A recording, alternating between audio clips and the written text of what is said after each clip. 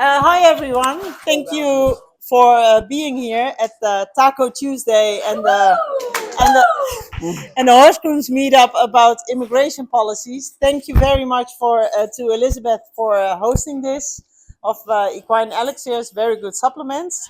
And thank you very much to Susan Papagikos, Very good. our immigration attorney. I think it's a very important topic. Thank you, Angela, for introducing me to Susan.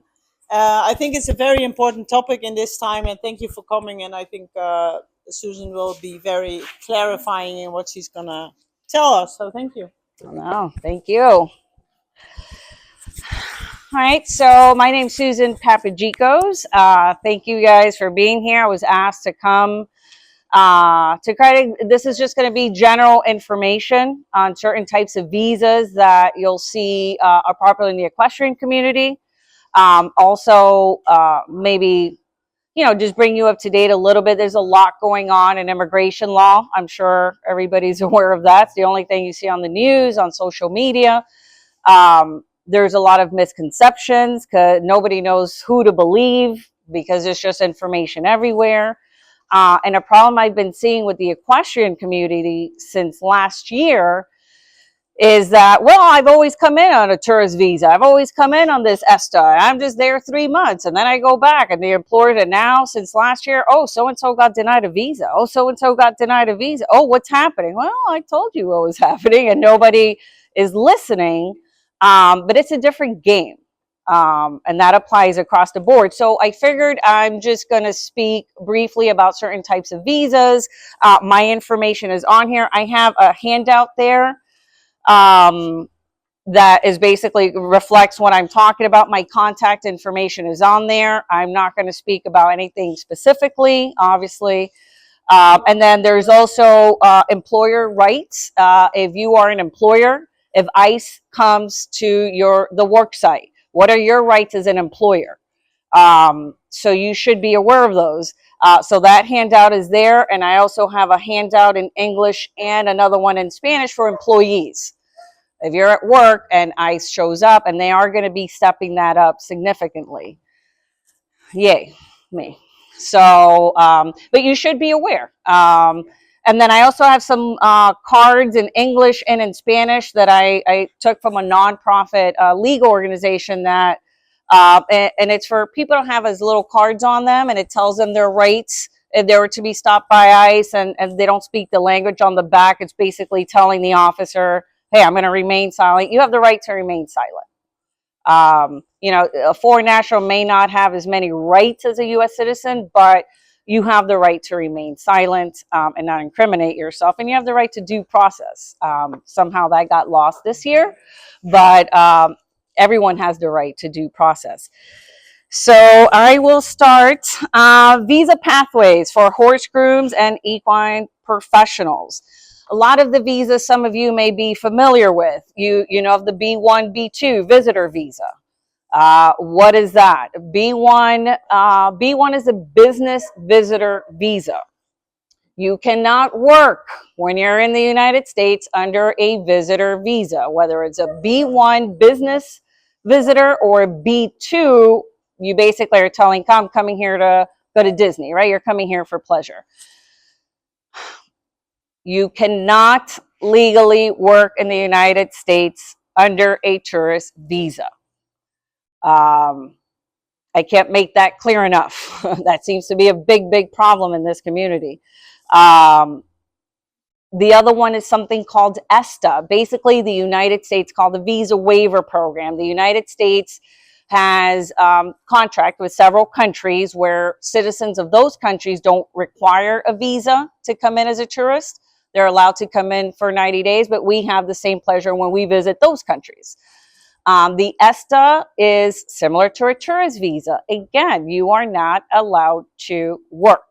So the moment you come and enter the United States on a B1, B2 visitor visa or ESTA, and if they say, what are you coming to do in the United States? And you say, oh, well, I'm here, my employer's here, I'm working with the horses.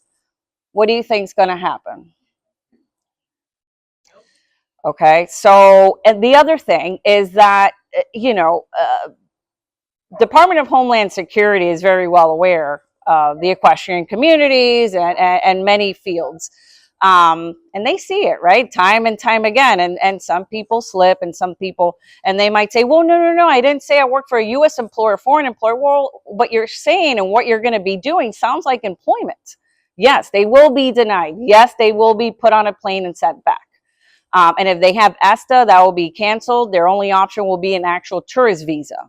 But now you have a problem because if you've been working unlawfully, good luck getting any type of visa at the consulate level. So that's a big one that just knock it off. Now you can come on a B1 business visitor visa if you're just coming to attend an event. Or, for example, with horse grooms, you know, the horse whisperers, the unsung heroes, some of my favorite people, you know, need to be with the horse. They do quite a bit. So you could say, well, I'm just coming in as a business visitor because there's these competitions and I'm just accompanying the horse to make sure everything's good for that athlete's, you know, competitions. That's fine. Make sure that when they, for example, go to the consulate to apply for a B1 visitor visa, or even the ESTA, if they don't require a visa to have the paperwork on them, get a letter from their foreign employer. The U.S. government wants to make sure, well, you should have strong ties to your country of residence, your native country. So if we're talking about someone who's from France and they're going to apply for a visa, or if they're coming under ESTA, to have with them at the airport, they should have a letter from their employer abroad saying that they are employed abroad and they are only coming here to attend a... Are you guys behind me? Okay. Can you guys hear me? Okay. So you want to show they're not working here, they're employed abroad, they have an employment letter, the employer abroad is stating they're just coming here for whatever competitions. That person who's applying for the visa, show that you have ties to your country. If you have a lease, show them a copy of your lease. If you have a bank account, if you have, people need to document. I think for a long time, the laws were a bit eased, and maybe that's why people are like, oh, I've been doing this for 15 years. I've never had a problem. Well, you are now, and you did last year. So it's just documenting and knowing what to put together and understand what the interview is about and what you can and cannot do. I think that's where the major thing is. And, you know, one of the things out here, which I get, is that people talks amongst each other. And so in the horse groom community, well, this horse groom told me this and that worked for them. That doesn't necessarily mean it's going to work for you. Everybody's case is different. Every officer is different. Every customs officer is different. So you can't say, well, if it worked for them, it's going to work for me. And now, especially, another big thing that's changed this year with non-immigrant visas, and I'll get into that, is social media. All right, it's now being applied for H-1Bs. I'll explain what that is. And it's probably going to go to the other types of visas as well. The U.S. government wants you to have a public profile, and they're going to look through social media for the last 5 years. What are they looking for? Have you said anything bad about the government? Are you involved with bad people? Do you not like Trump and made that public? You know, it's funny, but it's not, because it's something we've never worried about. And this is something called freedom of speech. But it's real for foreign nationals right now. So we don't need to know your political views, but be aware of all the changes. Policies are changing this year. I can tell you, I think it's every 2 days I get an email of a new policy change. It has been quite the ride. Even as an attorney, I have to say, well, give me a second, let me look into it, and I'll get back to you. Because as attorneys, you know, if you see an attorney on social media or online, they're like, oh, this is it, and they seem so matter of fact, you know, I'd probably run, because we don't. We're not magicians. You know, we work with our laws, and when the law is being changed every 2 days, you know, it's a little difficult to keep track. So that's that. A big one is the B1, B2. Today, I got another call that somebody got denied. Well, what did they do? Well, they didn't bring any paperwork, but they've been doing this for years. Here we go. Okay. It's always the same story. So you just got to know what you have to put together. And a big one, you cannot work in the United States. Visiting the US and the word work cannot be in the same sentence. And also when applying for visas, what's the correct visas? I mean, it's an alphabet soup of, we have from A to like Z. You know, if you're a horse groom, is it an O1? That seems to be a popular one that you might have heard about, that, you know, everybody's like, oh, O1, O1. Well, the O1 visa is for people of extraordinary ability. What does that mean? That means you're in the top 10% of your field of endeavor. Could be anything, right? Could be horse groom, could be a musician, whatever field you're at, IT, but you're in the top 10%. And so you have to show, have you won awards? Have you been mentioned in publications? There's quite a bit. So just because your buddy next to you got an O1 visa and they're a horse groom doesn't mean, oh, I'm automatic, I could apply for it. No. Every case is different. And I've also seen, I saw one case this year where somebody got approved in O1, and I took a look at the filing and I was like, what? How? That happens too. So some people just get lucky. But, you know, this whole spreading around. So the O1 visa is a very popular one right now that everybody's scrambling to try to get a hold of. So you're going to hear a non-immigrant visa. What's the difference between a non-immigrant visa and an immigrant visa? There's a difference. Non-immigrant visa is usually these work visas or tourist visa, right? So you have the B1, B2, ESTA, you have the O1, you have what's called the H1B. I'll tell you what that is, L1. Those are non-immigrants. You're basically telling the US government, hey, the employer is saying, I want to sponsor this person, but it's temporary. You know, they're only going to be here 3 years or 6 years, and they're going back home. Non-immigrant, temporary intent. When you hear immigrant visa, that's more towards the green card. Now that person's saying, you know, actually, I just want to stay here permanently. You know, I'm not, you know, going back. I don't want, you know, I would like to stay here. So if you ever hear that, and the only reason I'm clarifying it is because everybody's on social media, everybody listens to the news, so non-immigrant, you're here temporarily. Immigrant, you're here and you're applying for something that you're letting the government know. So what happens, a lot of these non-immigrant visas don't allow you to do both. So if you're here on a, let's say an O, although that's like a quasi-immigrant, I don't want to confuse you guys, but you can't also file a green card, right? You may have a little, I mean, you can, but there's going to be some issues later on whether or not you could travel. There's really only 2 work visas that allow you to have both. So immigration law is very complex. There's a lot going on. So when people talk about it, or you see people talking online, like it's so easy. Oh, this is easy. I mean, I could just apply this guy, that they made it, you know. No, it's not. And everybody's case is different. Every single one. So don't, you know, just the whole, my friend got it, so I should be able to get it. You know, that's always one of my favorites. So with these non-immigrant visas, these work visas, they're either employer sponsored or self sponsored. So employer based, you have these O1 visas. A lot of people in the equestrian community also, and a lot of employers apply for what's called an H2A or H2B visa. I'm not sure if you're familiar with that. H2A, it's a temporary work visas for those in the agricultural field. A lot of our farms use those visas for their workers. H2B is pretty much everybody else.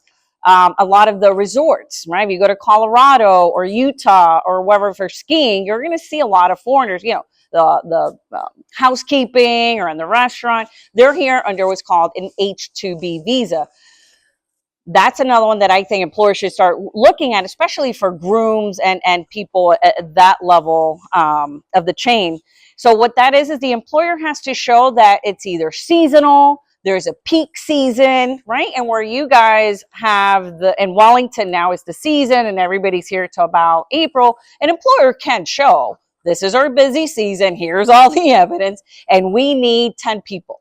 We need 20 people, because you can, you know, if you show a need, you could sponsor more than one, right? Again, that's what these resorts, hotels, country clubs do in the summer. So that's something that would be allowed. That would be the proper visa, and they would be allowed to be here for about 6 to 9 months. then they go back home, and then when the season's starting up again, they're able to come back under that visa. That's the proper way to do things, not the B1, B2 visa. If the intention is for them to come here and work. And self-sponsored visas are, that's more in the green card level, whether they're extraordinary ability and they don't need an employer, because employer-specific visas like a TN, that's another one that out there. It's only for Canadians and Mexicans, but they have some agricultural component to it. But employer-specific working visas, that individual can only work for that employer. So if Liz sponsors someone and brings them over on an H-2B visa or an O-1 visa, some type of work visa, that individual comes here, they can only work for Liz, right? They can't go to your buddy's farm, another employer, and start working over there as well. That is a violation of their visa. So when an employer sponsors an employee and they're here, that's the only person they could work for, right? Some of these work visas allow you to have another employer sponsor you, and so you could have the visa for 2 different employers. Again, case specific, but that's another one where people, they might say, well, my daytime job, yeah, I have this visa, I'm working with this employer, but at night I have a little part-time because, times are rough. And they don't no, you can't have that part-time job. You can only work for the U.S. employer that sponsored your visa. Some of the risks of working unofficially. What is it? If you're working in any kind of shape, some people might say, they try to pull a fast one and say, well, I'm not working, I'm volunteering. I'm volunteering, I'm not working. Well, if the position, walks like a duck, right? Quacks like a duck. So if you're telling me, well, I'm just volunteering, but so what do you do volunteering? Well, I take care of the horse and I walk them and then I feed them and that's a paid position normally. You can't do that. So if you think that by just saying, well, I'm not really I just volunteer, good luck with that one. Because they're going to ask you, what exactly are you doing? And once you start describing that, or they ask the employer and you're all nervous, they're going to say, I'm going to call you on that one. So that's a big no-no. The consequences of unauthorized employment. If you come here and you work, there's a million things that could happen, right? You're definitely going to have issues at the consulate if you try to apply for another type of visa. You're going to have an issue when you're coming here, either at the border or the airport, with customs, with CBP. There could be a finding of maybe fraud or misrepresentation. It could have long-term effects. And if your employer, your team is dependent on you every time it's season and they need you here, I would tell every foreigner and U.S. employers especially, become familiar or talk to an attorney, find out what you do everything the right way, because what's going to happen is a lot of people are going to start getting denied for violation of status or this. So what happens when all this time and money is spent training, hiring the horses, the competitions, and now like a third of your team can't be there because, well, you wanted to do it on your own because your friend told you, and so apparently they know more than an attorney. So, and that's right. And then you have social media and have all that good stuff. Another visa that may be good for support staff is called the P1S. So P as in Peter, the P1 tends to be for athletes, right? So you'll see writers and such get that visa. The P1S is support staff for that writer. So there are a few requirements, elements that you have to show, but you have to show, like, in other words, a writer comes over here, they transfer here, and they've been working with this horse groom or whoever for so many months. They work well together, and now the writer's here, and they're like, well, I need so-and-so. I can't do this without them. You have to demonstrate that support staff has worked with this athlete, right? They're part of the team. They're essential. And there's just there is no U.S. worker that could take that person's place because of the bond, because of the long-standing working relationship. They're kind of irreplaceable. So if you could meet a few of those elements, then you could bring essential support staff for that writer under this P1S visa. So I've already covered. So there's the O1, there's H2A, H2B, there's the P1S. If it's none of those and they're just coming here for season, but no plans, then, they come in as a visitor, know what you need, know what you say, know the documents you need, because those days are, Angela, those days over? Yeah. I think she gets more calls than I do about people getting denied. And everybody's very confused. They don't understand because they've been doing it for so many years. Well, so this was my way of trying just to inform the community. And obviously my number is on, I didn't bring cards, but it's on those flyers. I'm not going to talk anything specific with anybody. This is just general. But just, become informed. It's your community. You see it everywhere. Your employees are nervous. Everybody's nervous. You're seeing it not only here in Florida, you're seeing it everywhere, and everybody's just playing ignorant to it without taking the time to really become knowledgeable and say, okay, how can I make sure I'm not going to have a problem? They're here under the right visa and everything's fine. Because I feel like it's only going to get worse before it gets better. So I'll give you an example. Obviously, I've changed the names, but so Johnny's a talented horse groom from Argentina. He meets some cool friends in Florida, and they invite him to a competition in Wellington. He falls in love with Wellington and decides to stay in the U.S. He finds a job as a horse groom that pays him in cash. Johnny returns to Argentina prior to his visa expiration date. Will Johnny have any problems when he returns to the U.S.? What do you guys think?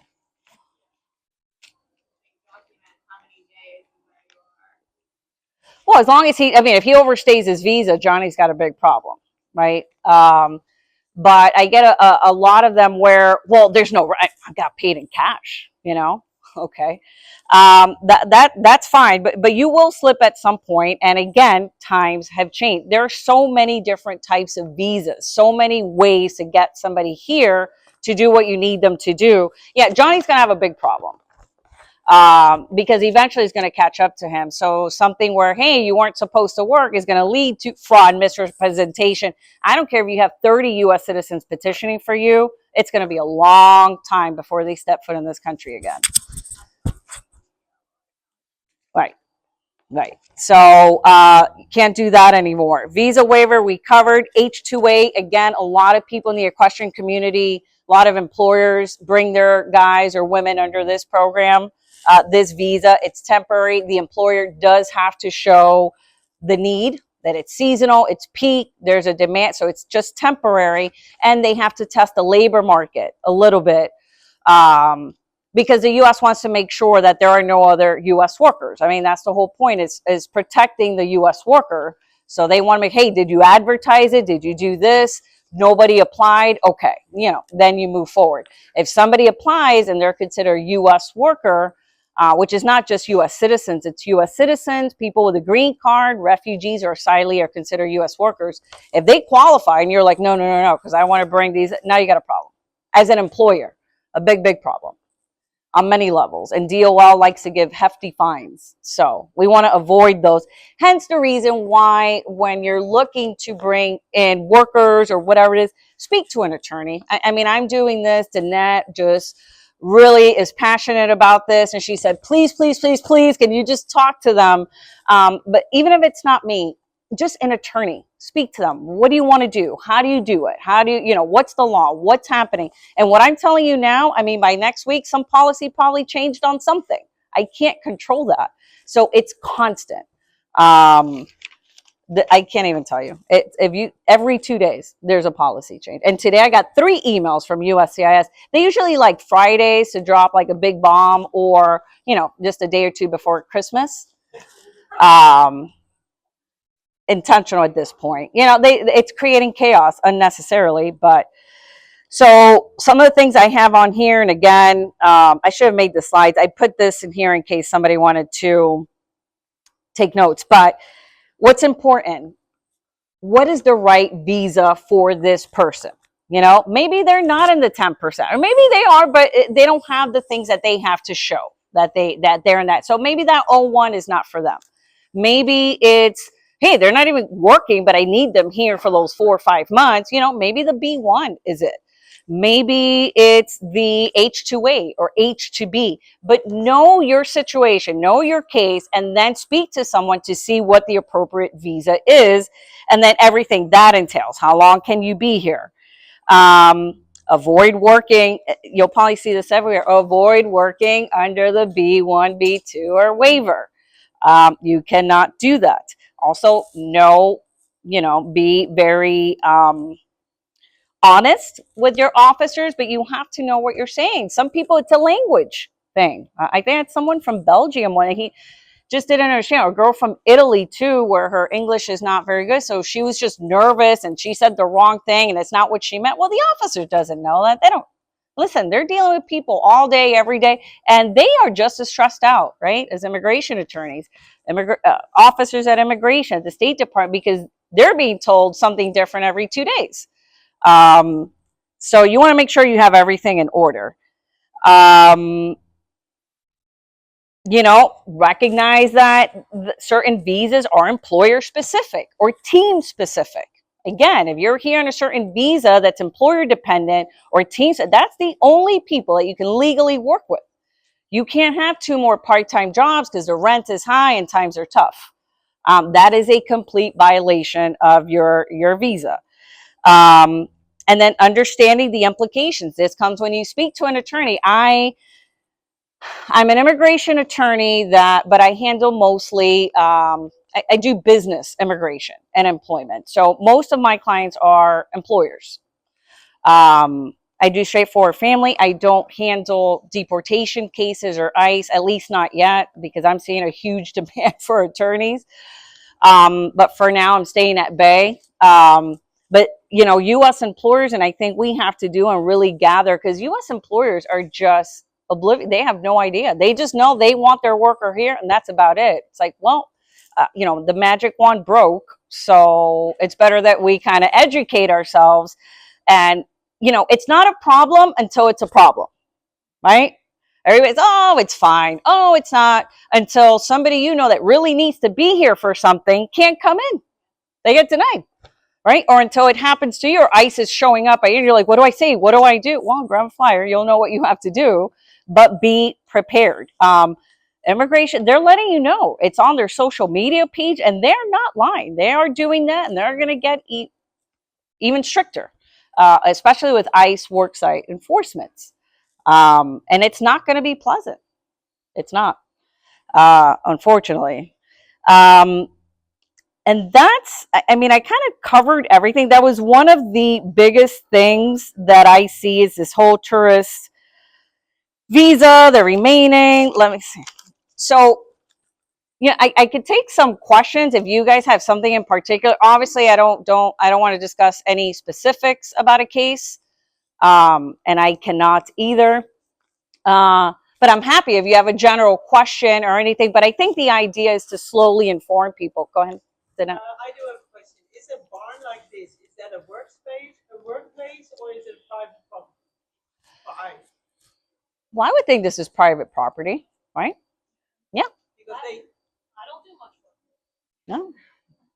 This is private property. So, but if they're outside of the street, outside your gates, that's not private, right? But if grooms work here, then they work at a private property. They don't work at a workplace. Well, they work at a workplace. I think what you're asking me is, can ICE come and show up? And, that's where we're at. They're federal agents. Well, and that's the other thing. That's the other huge, huge thing that I try to tell people is that we do have regulations. And listen, is it a broken immigration system? Absolutely. But it's been for 30 years. This isn't anything new. It doesn't matter what president comes in. It's our Congress that just doesn't want to, and now it's just become a political tool, unfortunately, but at the expense of people's lives, So it's hard because that's what you're seeing a lot right now is a lot of policy change. We're doing this and that. At the same time, you're seeing the immigration attorneys and advocates, we're filing suit, federal court, right? Because even our immigration courts, they're not constitutional court. The immigration court and the immigration has their own appeals court, the Board of Immigration Appeals. is, you know, their boss is the attorney general. I think currently Pam Bundy. So, you know, that's why you hear, oh, that judge is going to deny. They have like a 95% denial rate. They're told what they could do. And the moment they start approving too many things, fired. And I don't know if you've seen, they fired about 25, I think, 100 immigration judges already, and replacing them with military individuals have no clue about immigration law. So federal court it is. So while all these things are happening, all these federal lawsuits are happening, and you're probably hearing that on the news, and then there's an injunction, and so it stops the administration, but they're just going to keep going, right? Because things take time in the courts. So you might as well do all the damage you can. There's no respect for anything, so it's really difficult. Can they? They probably can't. These little cards that I brought here about know your rights, that immediately started, attorneys started giving it to clients, people in the nonprofits, to keep people informed, because they were showing up to people's homes. And it's like, well, you can't come in. You need a judicial warrant. A judicial warrant is signed by a judge. They're showing up with immigration warrants.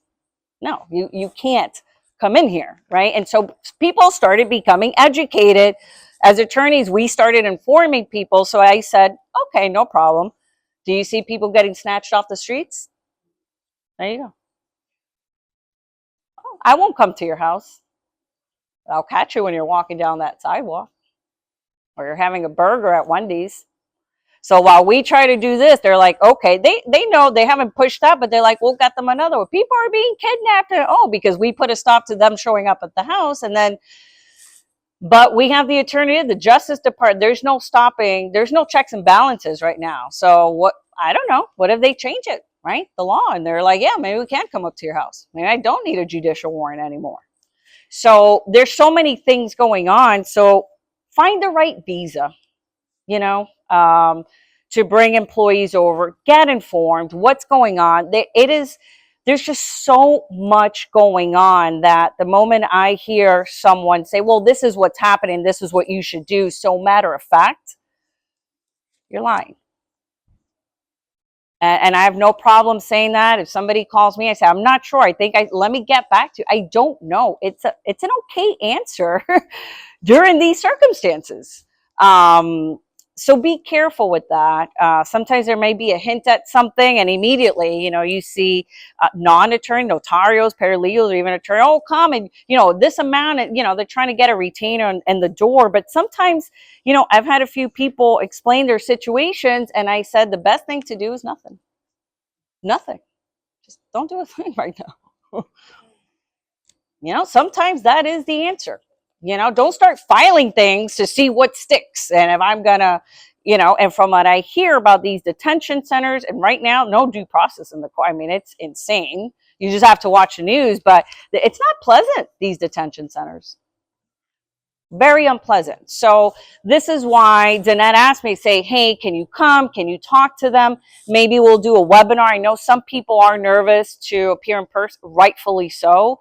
But really all I'm trying to do is explain what can and cannot do, some of the things I'm seeing in the equestrian community since last year.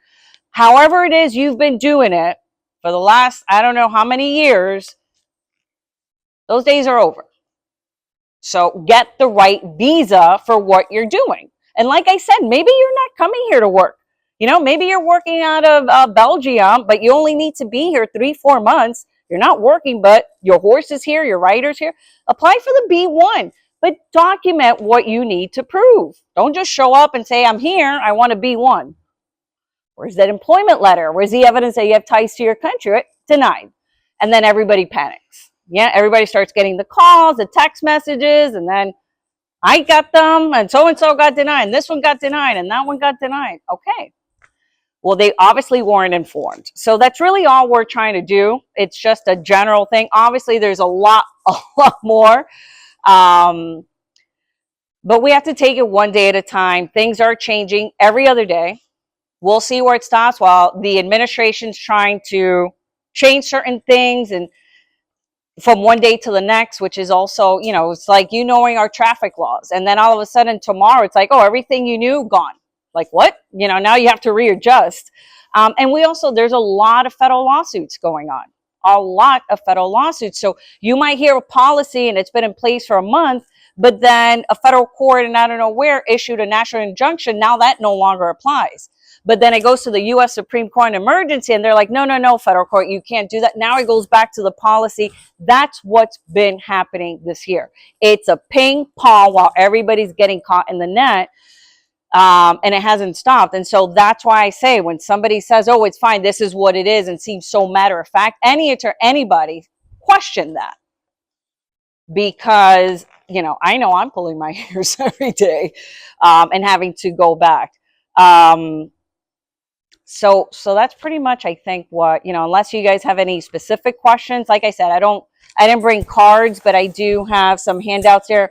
There's one in English. Again, it's for employers, English and Spanish for employees, and then these little slides. And then I'm happy to talk to you specifically if you have a situation or you know someone, but I can't, do that out in public. So, Well, a general question? Yeah, it concerns us, but it's also general. We are under B1, B2 visa, but working for European riders, not Americans, so being paid in euro basically.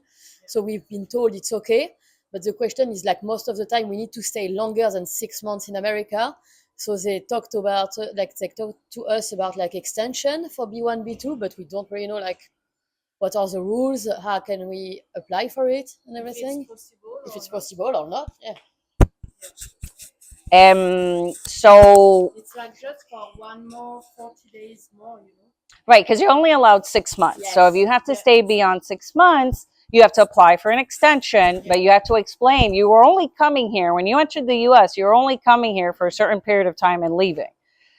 Before, extensions were a little more flexible. Now you're asking for an additional 6 months. They're going to say, what happened that you couldn't get this completed in 6 months? And can we ask for like an additional 1 month or like just to stay a bit longer? Sure, you could do that. But I think in your situation, I'd rather if you could call me and then I'd rather talk to you and then I could explain in more detail. Yeah. You have your number on the... Yeah, it's on either one of those, and if not, the one on the far right, I think at the very end. But call me and then we'll talk. When do you It's like... Thank you very much. Okay. And then you guys are going to talk. Okay. A little applause. Yeah, thank you. No, you're welcome. You're welcome anytime.